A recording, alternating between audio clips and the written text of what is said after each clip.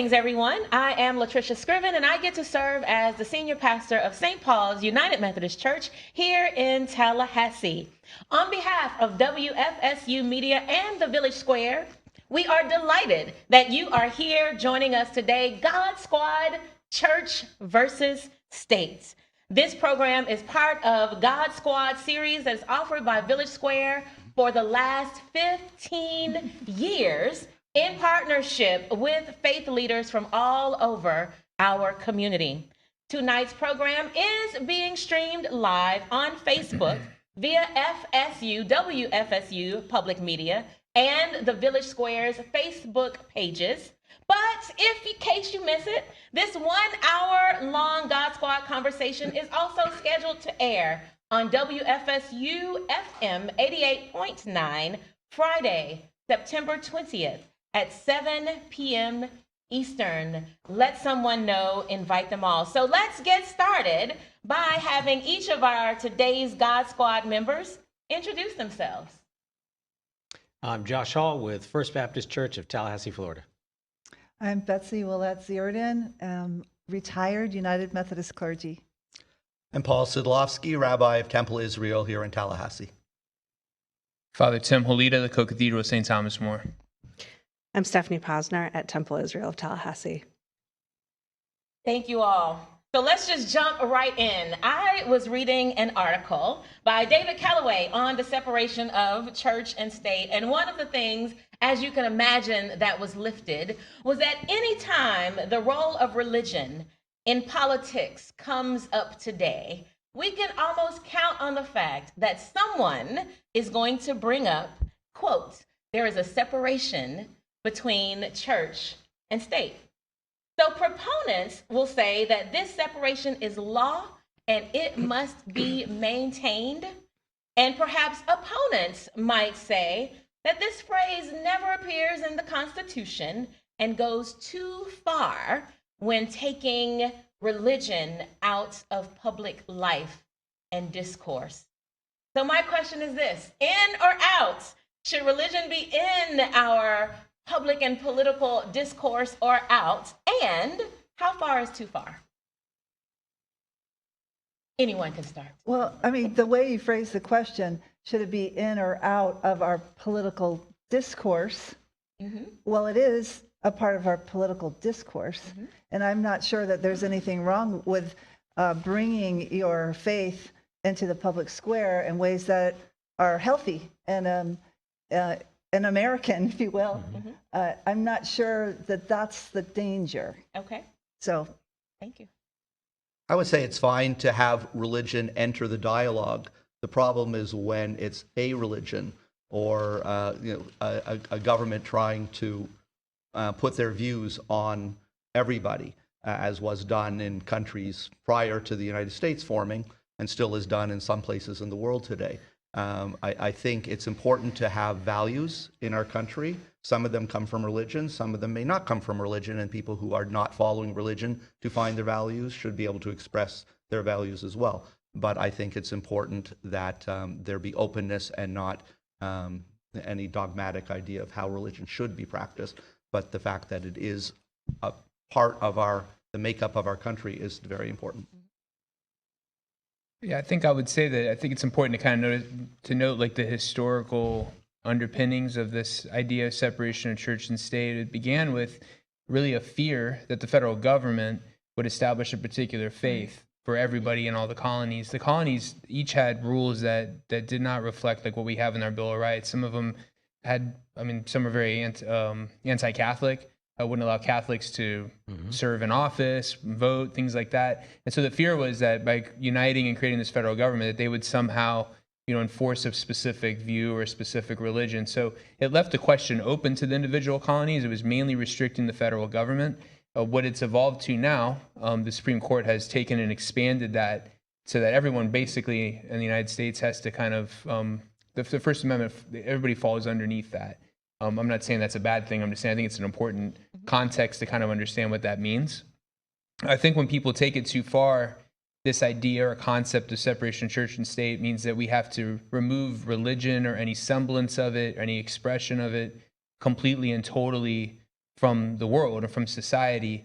And I think that goes a little too far. I don't think that's what anybody intended, and I don't think that's what most people would like to see. All right, so thank you for bringing that up. When we talk about the historical underpinnings, what is the case is that people have been arguing over where these boundaries are for a very long time.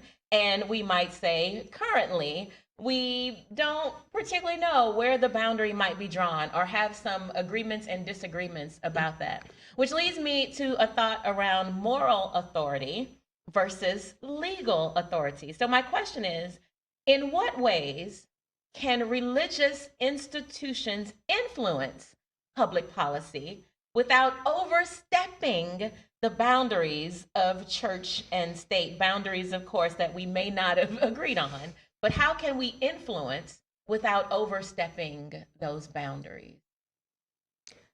I think from the time we are teaching our children to the time people are in the congregation listening to clergy speak on whatever they're speaking on, the weekly portion, what have you, we are educating our community on our traditions belief system, which in turn, we hope they'll go out and be good citizens and follow the moral opinions of our community. And I know each one of us, whatever our faith background is, we each have them, and that is how we can be effective in getting people to use good moral compasses. Sometimes with this conversation, those who have religious convictions, the assumption is, well, their morals are in a different category because of the basis. But everyone who advocates a particular ethic, particular politics, has a basis for that, even if it's not religious. And so to put religious convictions in a particular category and go, well, we have to put extra guardrails around that, we should be evaluating the content of the law, not necessarily discrediting it because of where it comes from or the source. Mm-hmm. So it's interesting. I like to tell people sometimes I'm a Louisiana girl living in a Florida world. And I know that there have been conversations around the 10 Commandments in Louisiana, say being posted in public places, and in Florida, states all over. These concerns are coming up more and more because as we think of our own religious convictions, sometimes there is a tendency, right, to want to influence everyone else to think how we think. What would you say about that? Even something as simple as, or not simple, as the 10 Commandments being posted. What might we say? Well, I was just going to say, and I know she's got it on her phone, but I mean, the point of the First Amendment was to prevent government from establishing a specific religion. And as far as Louisiana goes, you may know that they have not been posted yet. That's stalled until November 15th. I think there's been some pushback. But and now I'm glad I have Rabbi and Stefanie here, but the first commandment of the 10 Commandments is clearly religious, right? What does it say, Rabbi, the very first one? I am the Lord your God. I am the Lord your God. You'll have no other gods before me. So while I have a copy of the 10 Commandments beautifully framed, like gorgeously framed in calligraphy in a red frame hanging in my home. Actually, it's in my new house in Apalachicola in the closet because I haven't hung all my new pictures yet. And I value the 10 Commandments. The pushback is because now you are now establishing a specific religion, maybe Judeo-Christian religion, if you will, and that is the problem. So one of the conversations that's been had around that has said, it's not religious at all. This represents some of our historical values, the historical values upon which the United States rests, that people, have believed over time, even if it has shifted. So it's less about religion and more about remembering history. How might that idea come into the conversation? Maybe not even simply with the 10 Commandments, but in other spaces where we say, we're simply honoring history here. Well, I think if we were a country that was devoid of values at all or history, then it would be pretty empty. place as far as the substance of it. So when you say it's part of history, I think the first question would be whose history? Because as we become more and more diverse as a country, yes, we are, a Judeo-Christian country we claim to be and so on, but it's not. I mean, it's a country that's much more diverse than that. People come from all different places in the world, all different religions, all different belief systems, or no religion at all. And so I think we need to make the discussion more about values, has been said by several people already, and less about dogma or doctrine. If we talk about having values, some of which are expressed in the Ten Commandments, but don't have to be expressed by the Ten Commandments specifically in order to have everyone follow a specific way of saying it. So I think the values more than the dogma is what we should be focusing on. The problem is when we have this discussion, as usually happens, we tend to get polarized and get either all in or not at all. It doesn't have to be. It can be somewhere in the middle. So we don't have to have it be the Ten Commandments up in every classroom, but we should have values in every classroom. And what those are should be discussed among all the people and determined. But just for the sake of argument, I mean, when you say, if you look at the First Amendment and it says no establishment of religion and no prohibiting the free exercise thereof, okay, so the federal government, and now, as Tim's pointed out, it's been, Supreme Court has expanded that to states, cannot establish an official national religion or an official state religion. Well, if the Ten Commandments are held by the Jewish faith and the Christian faith, and those two faiths, we would say there are fundamental differences between the two, how can displaying that establish both conflicting faiths simultaneously? Do you get what I'm saying? So it's like, so I mean, I get the concern, but at the same time, it clearly doesn't pass, the objection to me doesn't pass the establishment criteria. Now, we can say for other reasons that we might have concerns or whatever, but when sometimes it devolves to, well, now you're establishing a religion. When we're talking about the Ten Commandments, that's where I'm like, well, which one? Because we've got both verses, and I do think there's merit. We can say it in a boogeyman kind of way, but I do think there is merit in acknowledging when our founders were first composing the Declaration of Independence, the Constitution, they were drawing from this tradition and acknowledging the role that played in shaping our country's founding. Like, why do we have to, like, to me, that's not the equivalent to setting in perpetuity values and, making law as opposed to acknowledging. I mean, look at the building of the Supreme Court building. Just look at the architecture. Nobody has gone and sandblasted away some of the images we see inside the courtroom. So I just, for the sake of the audience, perhaps, and me, because I don't read the laws of Louisiana because I live in Florida, what exactly is this law that you're talking about? Well, so one of the things says Louisiana passed a law, even though, yes, some things are on hold, allowing the display of the Ten Commandments in public school classrooms, which sparked legal and constitutional debates. Critics argue that such measures violate the Establishment Clause of the First Amendment that was just being talked about, while others have said that it is simply a reflection of historical values, even like printing "In God We Trust" on money. So I think there's a big difference there between allowing and mandating. And you misspoke, I think, because I think it's required.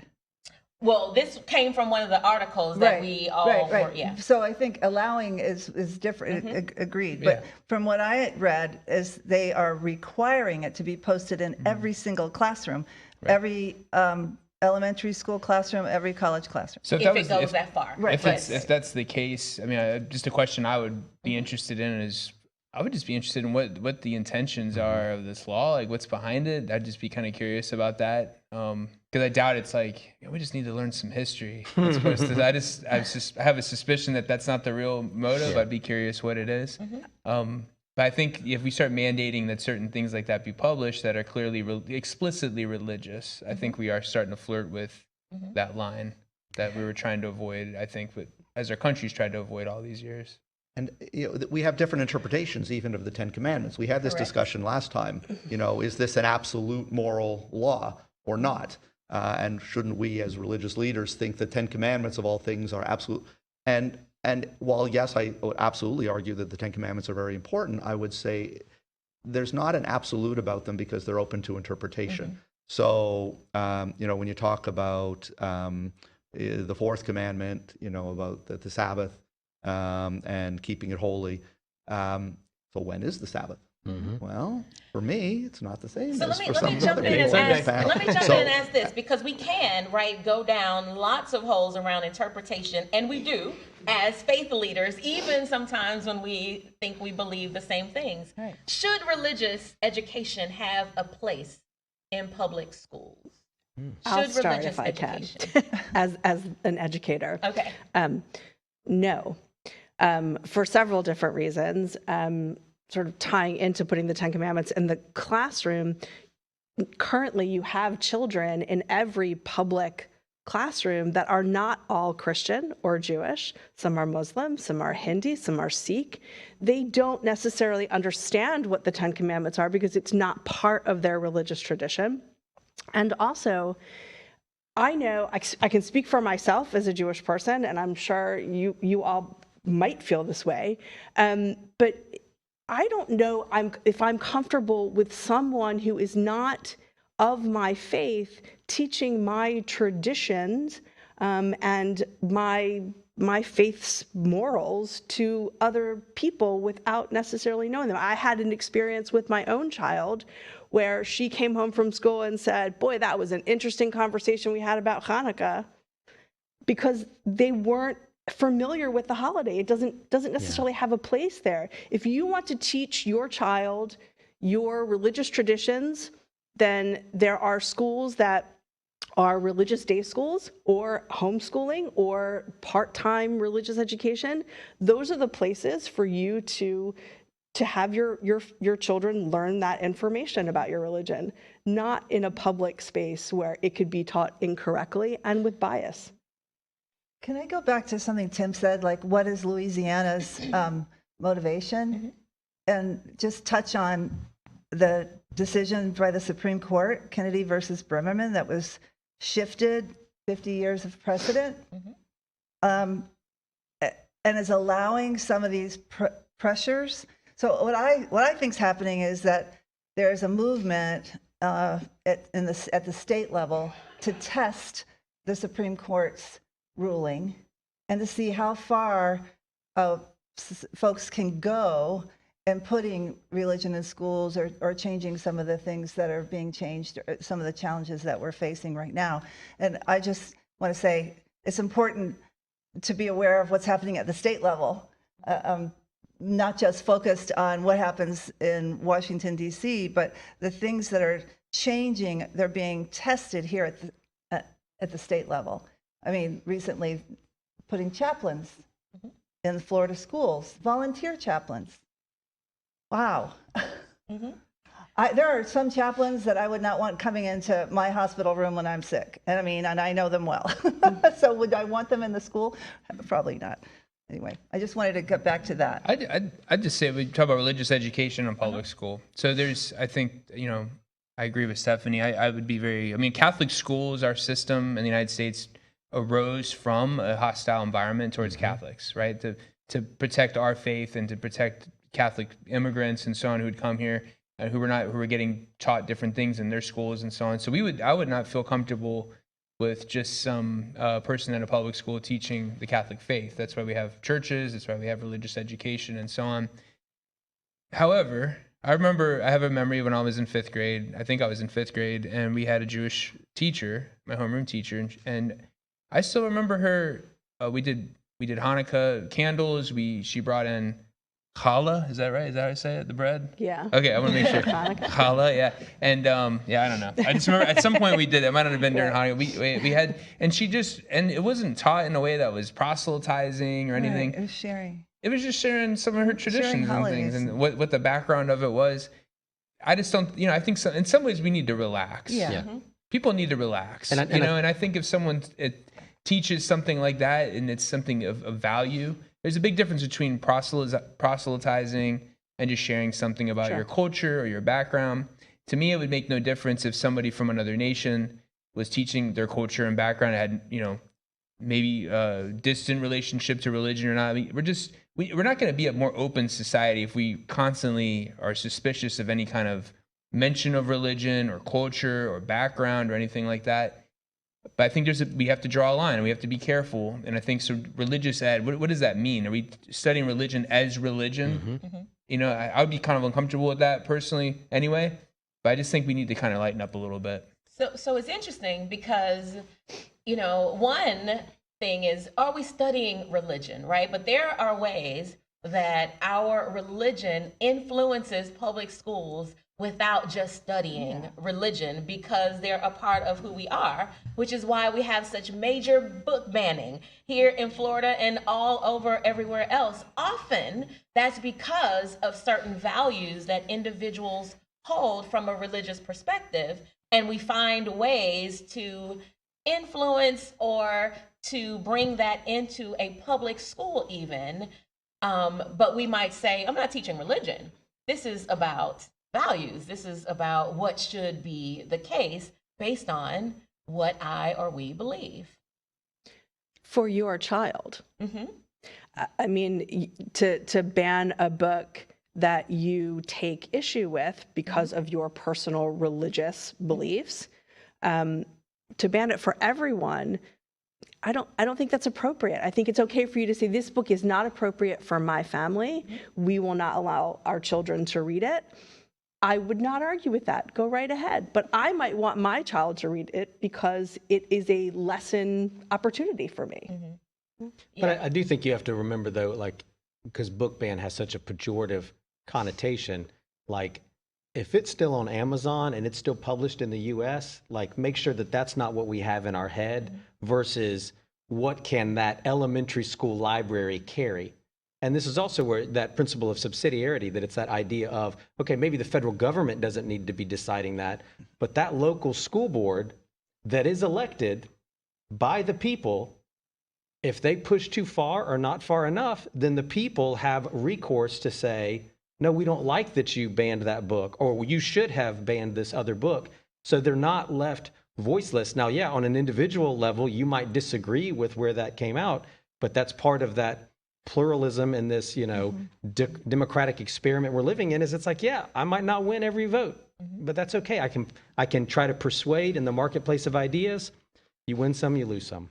So in this democratic society that is very, very diverse, and we know that we bring all of ourselves with us to the table, should personal religious beliefs of public officials play a role in their decision-making process? Again, I'll go back to values, and I think, you know, the politicians are human beings. We still cling to that idea. Allegedly.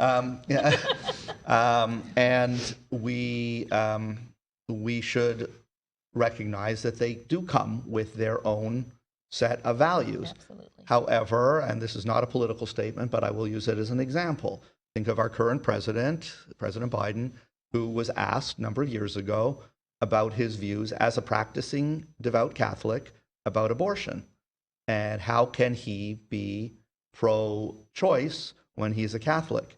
And I thought his answer was excellent. He said, my personal belief is this, and it's what as a Catholic I believe, but as President of the United States, I cannot impose that on everybody. And so I believe in allowing people to choose. Now, whatever part of the side you're on or somewhere along the spectrum, I respect that answer because it to me speaks to this topic.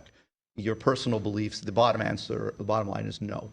Okay. It shouldn't, but the fact that their values are going to enter into it, we have to recognize that and allow that to be. What we have to allow for is more communication and more discussion rather than knee-jerk reaction and hating the other person or dismissing the other person because they have a different view. Let's hear other values, other faith views or lack of faith views, and bring them into discussion and come to a conclusion for the country based on what seems to work. But it's a compromise. It's not going to be exactly what one person wants. I think Tim is trying to get in. Thank you for that. Well, as a Catholic, I'd like to comment on that. I did not like his answer, and the reason I didn't like his answer is I think it's ridiculous, and I'll tell you why.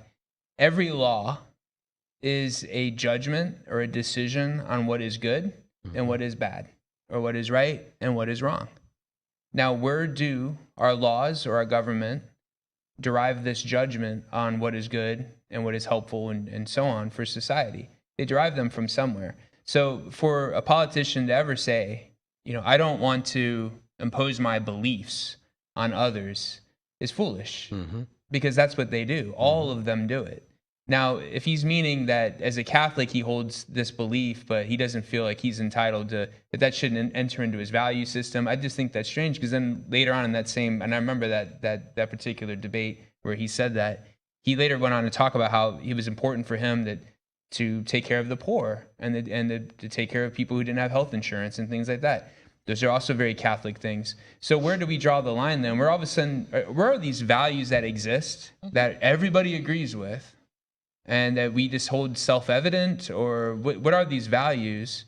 And why is it if it comes from my faith, which is a belief system, why is that all of a sudden not acceptable to put into law, or allow that to influence my values or my policy? Well, I'll respond to that. I will say, where does it come into law? Well, or doesn't it?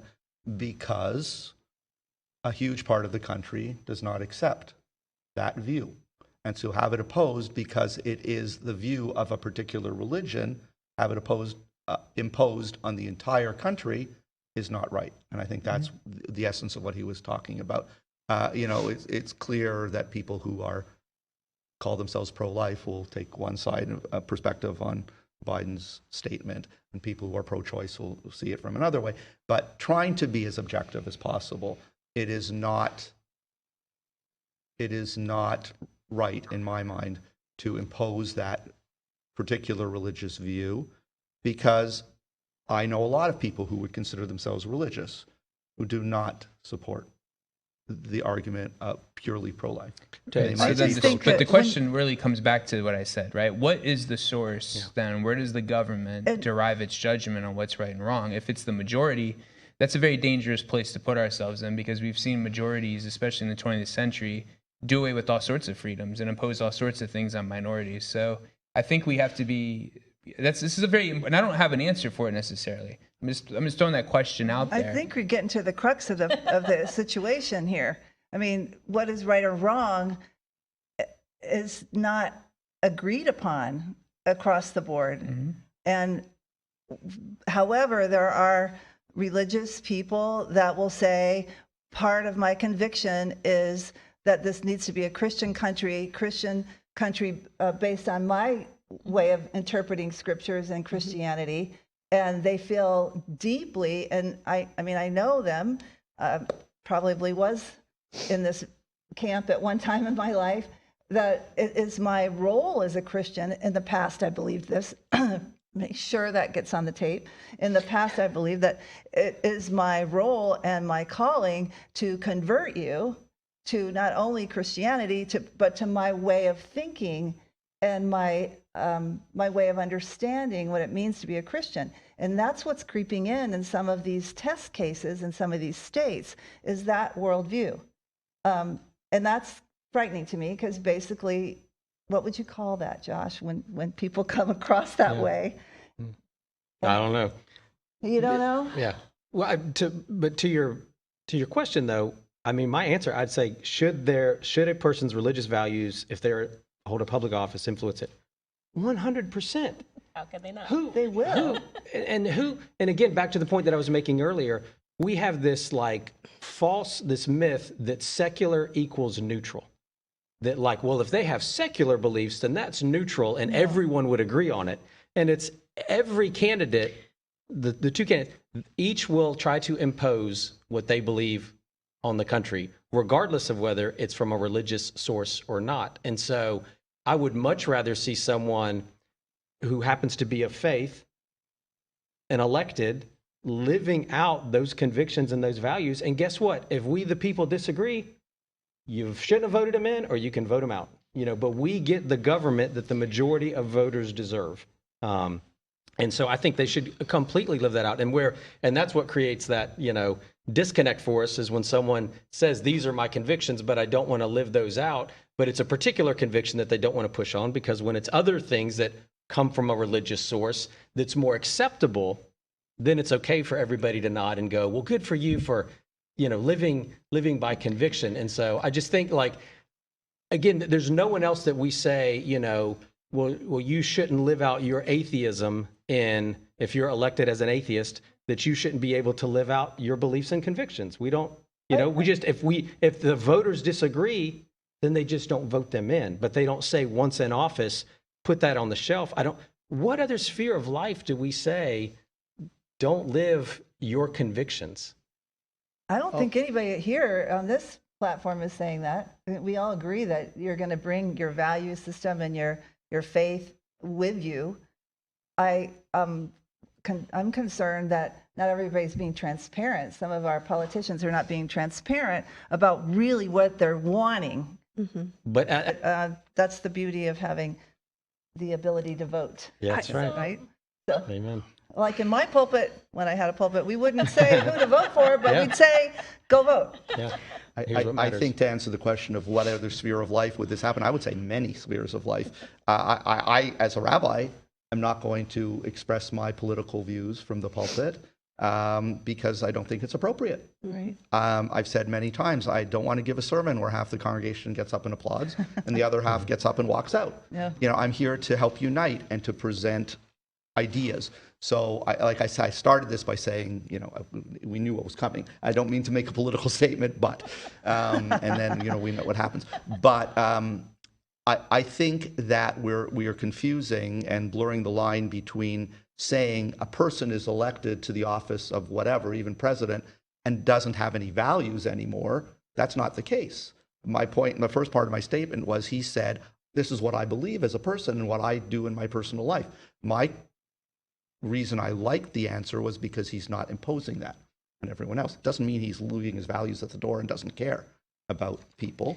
But I think that's where the difference is. And I think this is why our founding fathers, I would argue, would have created a country where no one person comes in and says, I'm this religion, and therefore everybody's going to be this religion, Right. which is what they were doing before. So I'm going to have Stefanie. It looks like you want to jump in before I ask a question. No, you're fine. Okay. You're All fine. right. So I'm hearing on one hand that, it's difficult, if not impossible, or sometimes it does happen, where we can separate our personal beliefs from the decisions that we make, even in political office. I'm also hearing that there are tensions, right, that arise because everyone is bringing the fullness of themselves to the table. Yeah. So my question is this, because it was kind of brought up and I want to push a little bit there. How do we navigate the tension between religious teachings on the sanctity of life and the compassion required for individuals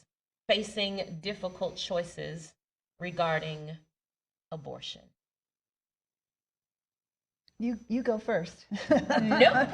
I will. I'll say it's very simple for us as Catholics, I think. I mean, I don't think it's any secret here what the Catholic Church says about abortion. We believe that, life is sacred. We believe that once we have a conception of life, that's a human life, that has a value that's enormous, right? I mean, worth more than the universe, one could say. I mean, every human life, no matter where it's at, is very valuable and sacred, and it's made in the image of God. That's our belief, and so we think intentionally killing that. And again, there's some nuances. There are some exceptions here and there, but generally speaking, that life should be treated as sacred and such. And that's the first priority, is protecting life. That child has rights. That unborn child has rights, and it's just that simple. Mm-hmm. There's no confusion there, and I know some people don't agree, and that's okay, and they're free to. I don't think from my perspective as a priest, I don't think that this issue of abortion is going to be resolved with the government and laws and so on. That's not my concern. I think it's something, as a Christian, I want to make that clear, because we were talking earlier about the president. And I by the way, I'll criticize every politician. They say all kinds of silly things. But I don't think that this is an issue that's going to be resolved at the ballot box or maneuvering certain people into power or injustices and so on. The Word of God, Jesus didn't force himself on people. The Word convinces. And so I think that's really the path, is to try to persuade and convince people of what I just said. That's my goal, is to persuade people that life is sacred and we need to treat it as such. And I think that's the real answer to the problem with abortion. So it's interesting because you said that it's as simple as that. And I'm wondering if it really is that simple, because some would say that we raise the question of whose life is sacred. Are there lives that are more sacred than others? If we are talking about sanctity of life and those kinds of issues, what happens with mom? Is her life sacred in certain kinds of ways in childbearing? So on one level, it's as simple as that. And on another level, we know that typically nothing's simple. So what are your thoughts? Again, going back to the idea of values, and I think this whole abortion issue, which is so central and so, one of the hot points of debate in this country, I think we've done ourselves a disservice by labeling the two camps, to say, or mislabeling the two camps. To call one camp pro-life is not fair because it implies the other side is not pro-life, as you're saying, and that's not true. The other side, I've spoken to many people on both sides of the issue. I think everyone is pro-life, but pro-life not in the way that it is called in the debate, but pro-life in terms of what you're talking about, Latricia, which is we all value life. But again, whose life? When? And now, speaking as a rabbi, Jewish law is different than Christian law when it comes to life. This really comes down to an issue of when does life begin? Life begins in Jewish law at birth, right? If the baby is born the standard way, it's when the head and shoulders are out. If the baby is breech, there's even laws about that. The majority of the body has to be out. And that's when life begins. Now, that's not to say that there is no form of life before, and we don't care about the fetus or in any development, or that we're pro-abortion, or that people who are pro-choice are pro-abortion. But these labels are making it really hard. If we stopped and just looked at what we have in common, what we are valuing, and had a discussion, we may not be happy with what the other person is saying, but we might understand. And if we did that, we would be in a better place. I agree with you that it shouldn't be the government, and it wouldn't be the government who determines that. And that's basically why I said what I said about liking what our president's saying about it. He's saying, I'm not going to let my view as the president or the government dictate. Well, let me be clear. I do think it should be illegal, because I think those children should have rights. I think they're human beings. What I'm saying is I don't think that this whole problem is going to be solved through the ballot box and through laws. No, I agree with that. To me, the ideal world, persuasion. and I think most people would agree, even those who tolerate abortion, or however you want to say it, I think most people agree that the world would be a better place if we never had one. And I think deep down in our hearts, we all know that's the case. Can I jump in there if that's Sure. okay? Absolutely. Just to elaborate on what Rabbi was saying about Jewish law, that Jewish law does also accommodate to protect the life of the mother. Yeah. And so there is, as Rabbi said, a designation of life at that point while a woman is pregnant. However, let's flip back to the Constitution and separation, well, the wall, so to speak.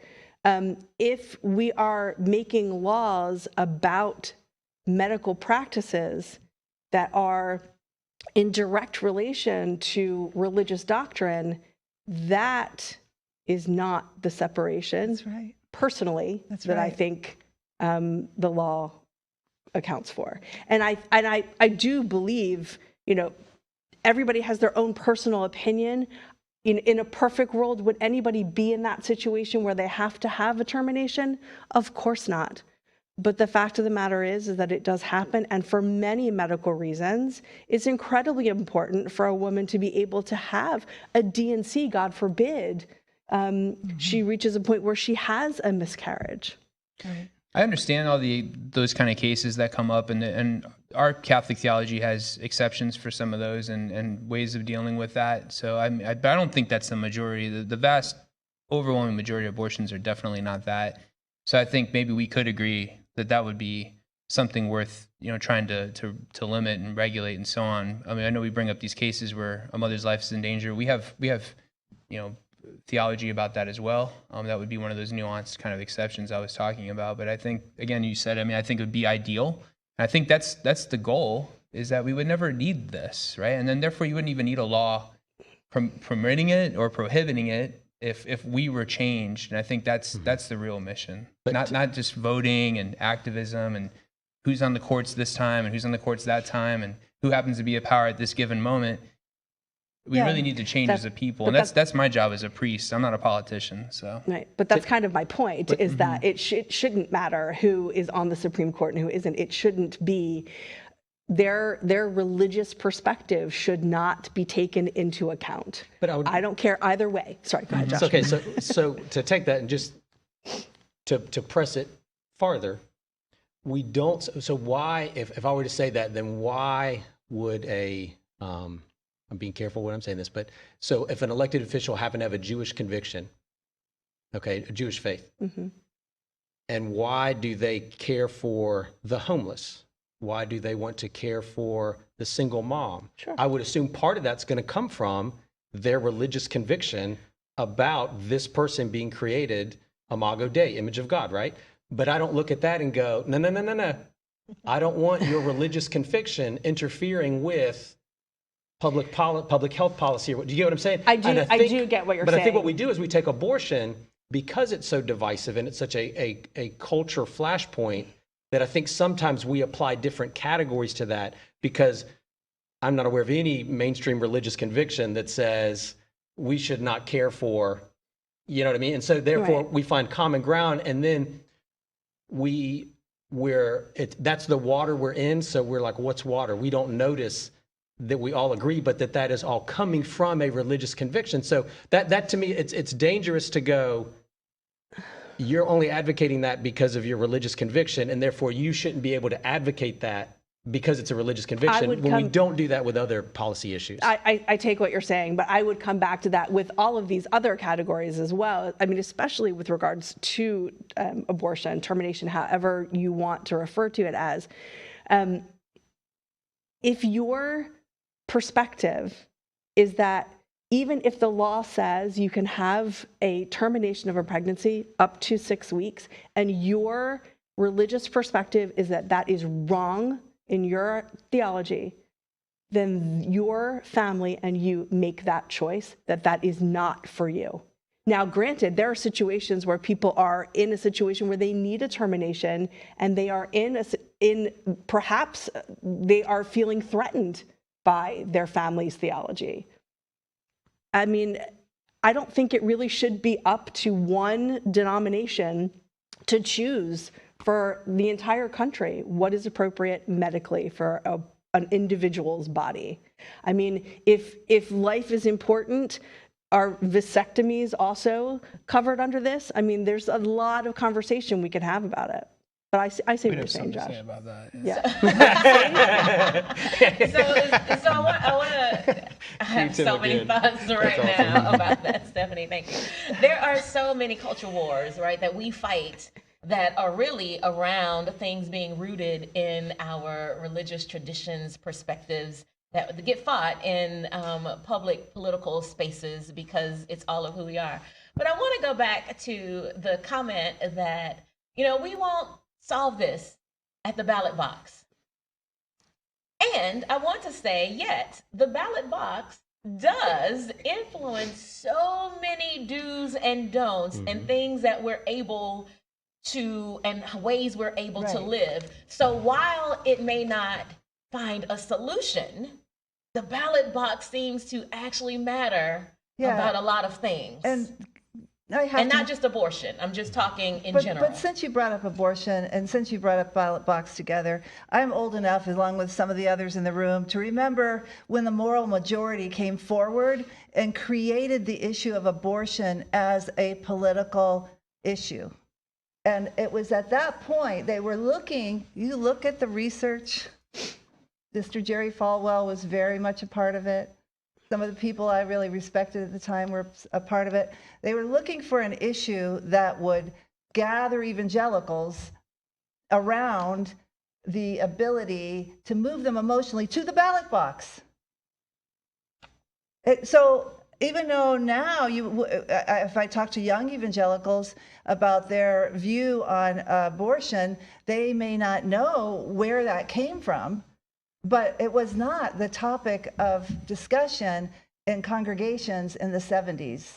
But late 70s, early 80s, it became something that has now become a flashpoint for our culture wars.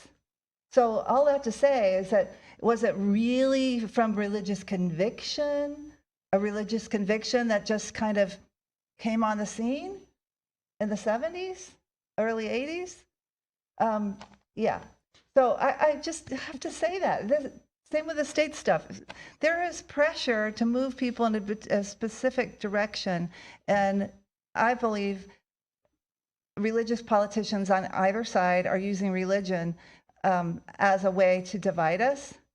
And that's why this panel is so important, that we at least sit here and go, okay, we might not disagree, but at least we're seeing varying perspectives. Because it's true, when you unpack our values, we have similar values.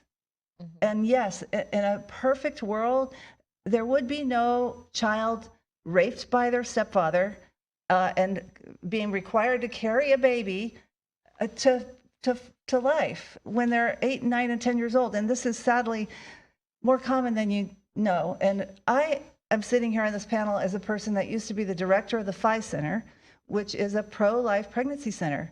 And I value the center so much, and I value the work they do. But it is because I worked there with so many young pregnant women, old pregnant women, that I shifted. And I remember last time, Tim, you and I were on a panel that was just about abortion. I said to Tim afterwards, I said, I am so grateful for the Catholic stand, because we need your voice. But I no longer believe that abortion should be outlawed. Because I've seen too many women that need the health care that is brought to them through their doctors with this kind of permission. So it scares me where we're headed. That's all. I think this gets back to the crux of this issue, because you're saying people come to the ballot box and people bring their values to the ballot box. People bring their thoughts. That's what we hope for anyway. We hope people aren't voting with empty minds or hearts and just voting for whatever name they recognize or whoever was criticized the least or whatever it is. We hope that they're voting based on who they think will represent their values best. And that's everyone's right to do that. And we live in a country where if the majority of the people hold these values, then that gets voted in.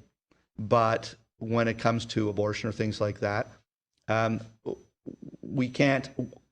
This is, I think, the basic question here.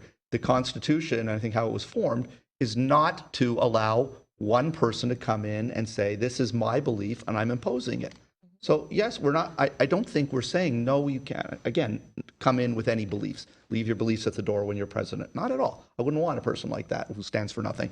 But that doesn't mean they can dictate exactly what they think it should be to everybody, because it's a democracy. We're representing a whole huge spectrum of views. So we're talking about the ballot box, ballot, box, and voting and views and government and all of the things. There are some who say there are many people who have traditionally felt like we need less government instead of more government to make decisions, quote, for us. And there are those who say that yet some of these same people seem to be using religion and religious ideology as a tool to enforce their culture or beliefs on other people. What might you say to that? That on one hand, we're saying, no, I don't want as much government control, I want less. And then I'm also saying, however, and I'm going to use this perspective, my religion, as somewhat of a tool to enforce my ideas on everyone in a diverse country. Right. That's what would you say? There's kind of a lack of, from what I observe, consistency with these sort of things on both sides of the aisle. We have to be honest about the fact that there's simply a tension between freedom and the good. As I said before about laws, there are decisions about what's good and what's right and so on. Right. And laws are there to constrict us in some way and to kind of, so your freedom doesn't disappear with my freedom being, totally absolute. I could take away your freedom and so on. So there's laws to restrict that. That's kind of basic Or philosophy. or right? not. Like now we have open carry. Open So carry, there's okay. a law that doesn't restrict, right? I think it's. Permits. I don't know. We don't have that What in the is state. it? We Yeah, don't? you don't have you don't need a concealed permit anymore. I Right, believe. exactly. Yeah. Like I know the laws of Florida, not That's what Louisiana. I'm saying, but that's what I but- mean. Like, yeah. in some laws, I would want more restrictions in some areas, Right. Unless, Yeah, that's the thing. So you have on the one hand, the government. I'm trying to be as apolitical as possible. Let's say a particular hard to. person says, we want. Well, we'll use COVID as an example. That was a great, awesome time that we all miss, I'm sure. I was The good joking old about it days. in my parish. That's what Like we I call miss it. all the people mad at me because Yeah. why do we have to wear masks? And then other people mad at me because why wasn't everybody wearing a mask? It was a good time. We all love that. But during that time, we'll just use our state as an example because that's where we live. The governor wanted schools to open. He didn't want kids wearing masks. People disagreed with that. And so on the one hand, local school boards were saying, no, we want to do our own thing. We want to rule on our own. And people were frustrated that the governor kind of enforced this as a statewide rule. Conservatives would have their arguments for why he did that and why he was allowed to do that and so on. But I think those same conservatives, if the shoe was on the other foot, if we had a different governor who was saying everybody has to wear masks or, having a different thing, and then the local school boards who were more conservative aligned or whatever. And it's so silly, right, that this was a political thing with this Right. pandemic. But if it was the other way around, I'm sure they would be complaining too, like the governor's overreaching and so on. So I just don't see a lot of consistency. I think both parties, both perspectives seem to be okay with limiting freedom in these circumstances, but then at the same time talk about freedom. I think we need to be honest and realize, look, there's this tension between the good and freedom. And how do we resolve that is what we do in the political sphere, right? We debate that and discuss it. But trying to take a moral high ground as if I'm more for freedom than this other person, I'm sure we investigate every single person. You're going to find, well, here's where they're restricting freedom. Here's where this person isn't. That's good.